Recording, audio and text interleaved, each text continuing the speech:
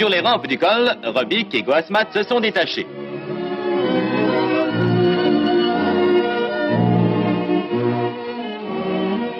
Mais le coureur Bernardo Ruiz rejoint Bernard Gauthier. Il le dépasse et part seul vers le sommet.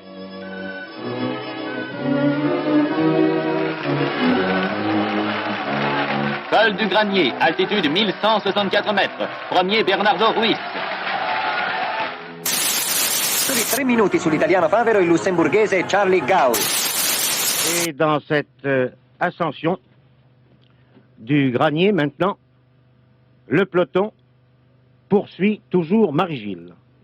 Nous voici devant la Dent du Chat, à proximité du sommet, avec toujours Marie-Gilles en tête, mais à l'arrière, une bataille a été déclenchée. Les Français Anglade, Mastrotto ont lâché les Italiens et les Belges. Au sommet, c'est Marie-Gilles qui passe en tête, avec 35 secondes d'avance sur l'Italien Massignan, excellent grimpeur.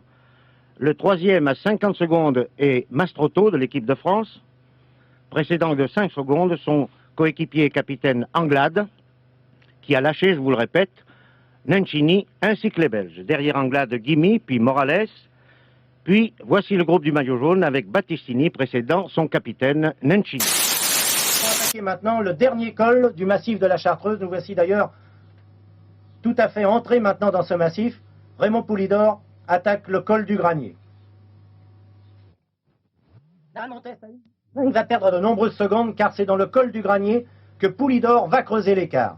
Et voici Federico Bahamontes, amèrement déçu car il croyait revoir Poulidor. Henri Anglade lui aussi, qui s'applique à réduire l'écart vis-à-vis de Bahamontes. Et en tête du peloton, toujours les mêmes, Massignan, Gelderman, Sanquetil, Plancarte, Darrigat, ça c'est une surprise, et Dams, les deux grands sprinters qui font aujourd'hui jeu égal avec les grimpeurs.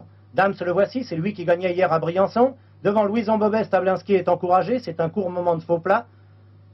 Stablinski aide de son mieux Jacques Anquetil, et au milieu d'une foule énorme, d'une foule record, jamais on n'a vu autant de monde au sommet du Granier. Poulidor précède maintenant de 3 minutes 30.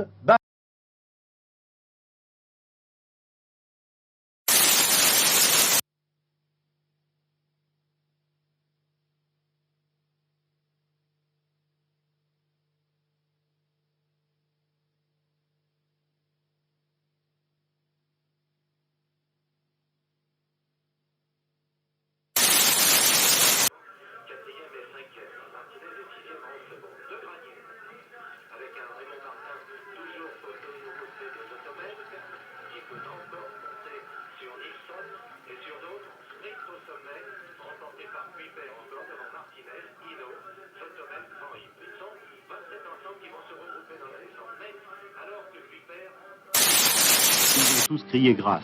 Zotemelk, frigorifié, franchissant la ligne avec 19 minutes de retard, requinqué dans les derniers kilomètres grâce à un bidon de whisky tendu par son directeur sportif Jean-Pierre Danguillaume.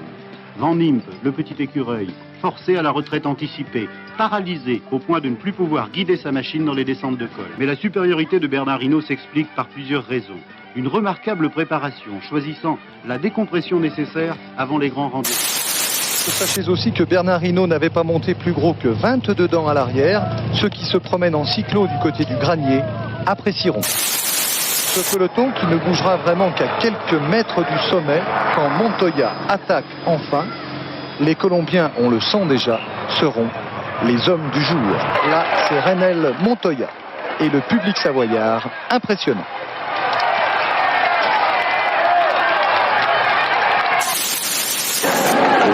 Como la verdad es que creo yo querrían siempre los directores poder dirigir un equipo de carrera, con dos hombres escapados por delante y con el líder del equipo en un segundo grupo, permitiéndoles pues además esa situación en carrera de poder dialogar personalmente sin intermediarios con todos ellos. Coronando el Col de Granier, desde aquí quedan 17 kilómetros y medio.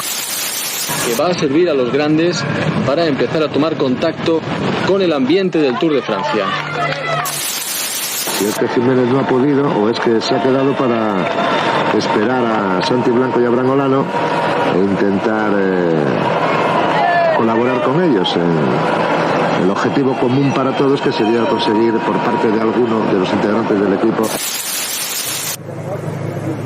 a Iván Mayo. Y entre los perseguidores, dos compañeros, como son Ramonchu González Arrieta y Unai Echevarría. Por tanto, entre los 7 primeros, 3 componentes del equipo Euskaltel, que está dándole absolutamente la razón, que va a ser un hecho en unos instantes. Está fuerte, está empezando a enseñar las cartas Lance Armstrong.